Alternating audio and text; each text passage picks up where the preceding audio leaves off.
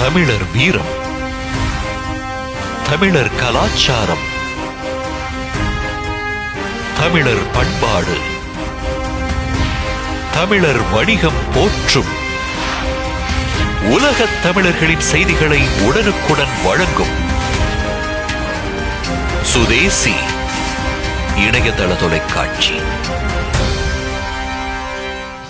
அன்புடைய வணக்கம். நான் தமிழ்நாடு வியாபாரி சங்க பேரவை தலைவர் முத்துக்குமார் அண்ணாச்சி பேசுகிறேன். கொஞ்சம் பேருக்கு என்னை தெரிஞ்சிருக்கலாம், நிறைய பேருக்கு என்னை தெரியறதுக்கு வாய்ப்பு இல்லை. சுதேசி வணிகர்களுக்கு 190 பேருக்கு என்னை தெரியும்.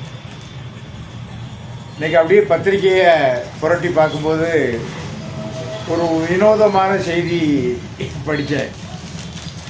இப்படிலாம் நடக்க ஆரம்பிச்சிட்டு நம்ம நாட்டில் என்ன போட்டிருக்காங்கன்னா, காதலிக்கு 3 கோடி ரூபாய் மதிப்புள்ள பங்களாவை பரிசளித்த கொள்ளையன், துணை நடிகைகளுடன் உல்லாசமாக வாழ்ந்தவர் கைதானார். அது ஒரு செய்தி. இன்னொருத்தர்,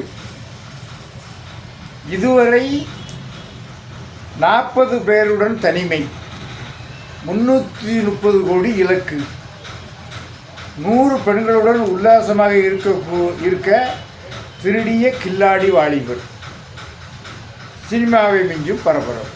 அவங்க 100 பேர்கிட்ட போகணுமா, 330 கோடி ரூபா கொள்ளையடிக்கணுமா.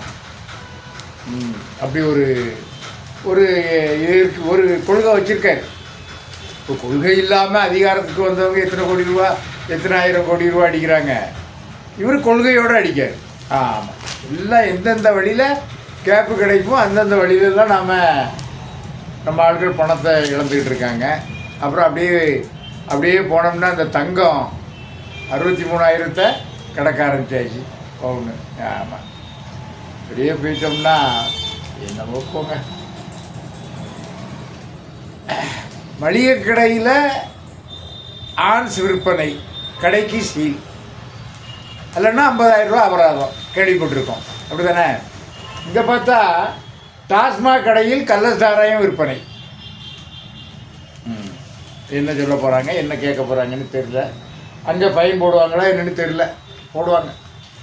அது மாதிரி சீனாவின் இறக்குமதி பொருளுக்கு வரி அதிகப்படுத்துகிறோம் அப்படின்னு அமெரிக்கா அறிவிச்சிருக்கு.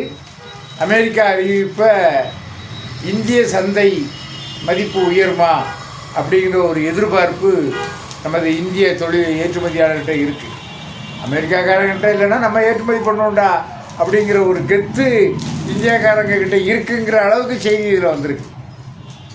அது ஒரு மகிழ்ச்சிக்குரிய செய்தி தான். நாம் கூட அந்த ஏற்றுமதிக்கு வரியை குறைங்க, இறக்குமதிக்கு வரியை அதிகப்படுத்துங்கன்னு சொல்லியிருக்கோம் இல்லையா. அது நடக்கும்னு நினைக்கிறேன். பார்ப்போம், எப்படி போயிட்டு பார்ப்போம். அதே மாதிரி இந்த வருமான வரி சோதனை, கட்டுமான ஐஏஎஸ் அதிகாரி என்ன கட்டுமான அதிபர் வீட்டில் வருமான வரி NIA அதிகாரிகள் அதிரடி சோதனை, 50 லட்சம் பணம் சிக்கியது. ஆமாம், ஆக லட்சம் கோடிலாம் கொள்ளையடிக்கிறது, பதுக்கி வைக்கிறது எல்லாம் பரபரப்பாக போய்கிட்டு இருக்கு. நம்மளும் பார்த்துக்கிட்டு இருக்கோம். இந்த சூழ்நிலையில் இது இப்போ பார்த்துட்டோம் எப்படி கொள்ளையடிக்கிறாங்க, சட்டத்துக்கு புறம்பு. அதே மாதிரி இப்போ சட்டமாக போட்டு அடிக்கிறது. இப்போ வர்றத தொழில் வரி பிரச்சனை இப்போ சீக்கிரம் மிரட்டும் நம்மளை. பல போராட்டம் நடத்திட்டோம்.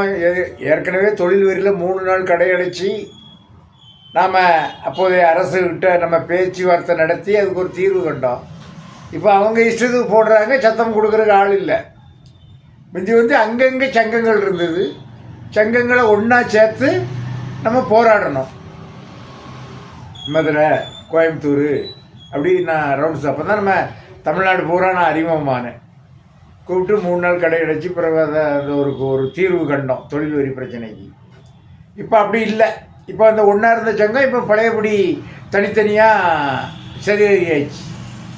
முந்தியாவது சங்கம் அந்தந்த ஊர் பேரில் இருக்கும், ஒன்றா சேர்த்தோம். இப்போ அப்படி இல்லை. அந்தந்த ஊரில் சங்கம் இருக்கும். ஆனால் தமிழ்நாடு வணிகர் சங்கம், இந்திய வணிகர் சங்கம், உலக வணிகர் சங்கம்னு பேரை வச்சுக்கிடுவாங்க. அப்புறம் எல்லாருமே இந்திய தலைவர், உலகத் தலைவர், மாநில தலைவர் ஆனோன்னா ஒருத்தர் சொல்ல ஒருத்தர் கேட்க மாட்டாங்க. இது அரசாங்கம் நல்லா புரிஞ்சுக்கிட்டு இந்த பயிர்வை முடிஞ்சா இதோட சோரி முடிஞ்சுது, இனிமேல் நாம் என்ன வேணாலும் பண்ணலாம் என்கக்கூடிய ஒரு கேட்டகரிக்கு வந்துட்டாங்க.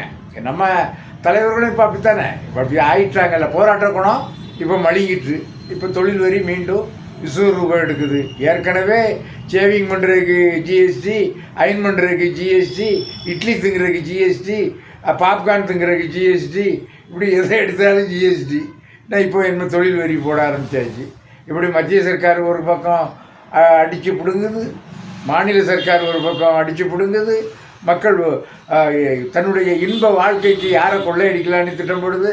அதில் கூட ஒரு கொள்ளைக்காரன் சொல்லியிருக்காப்புல, பெரிய பெரிய ஸ்கூல் நடத்துகிறவங்க வீட்டில் போய் கொள்ளையடிப்பாங்களாம். அங்கே தான் கோடிக்கணக்கில் இருக்குமா, வேலைக்கிழமை மட்டும்தான் கொள்ளையடிப்பானா. பத்திரிக்கையில் நல்லா எழுதுகிறாங்க.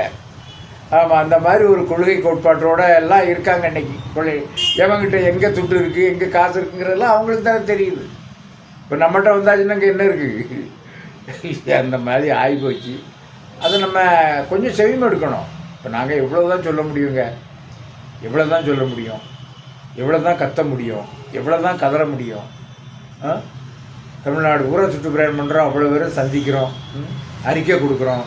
நம்ம பத்திரிகைகளெல்லாம் போட மாட்டாங்க. அதே மாதிரி யூடியூப்பு அந்த இதிலெல்லாம் நம்ம சொல்லத்தான் செய்கிறோம், பார்க்க மாட்டேங்கிறாங்க. 100 பேர் 60 பேர் பார்க்குறாங்க.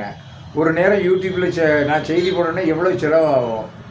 அப்போ இதுகளெல்லாம் ஒரு பிரச்சனையே நம்ம சொல்கிறோன்னா அது கண்கொள்ள அதை கண்டுக்கிட மாட்டேங்கிறாங்க. அதனால தான் இந்த மாதிரி சூழ்நிலையெல்லாம் நடக்குது. நாம் தான் விழிப்போடு இருக்கணும். எதிர்காலத்திலாவது நாம் அந்த உணர்வுகளை பெறக்கூடிய அளவிற்கு நாம் செயல்படுவோம். அண்ணாச்சி முத்துக்குமார் என்றும் உங்களுக்காக.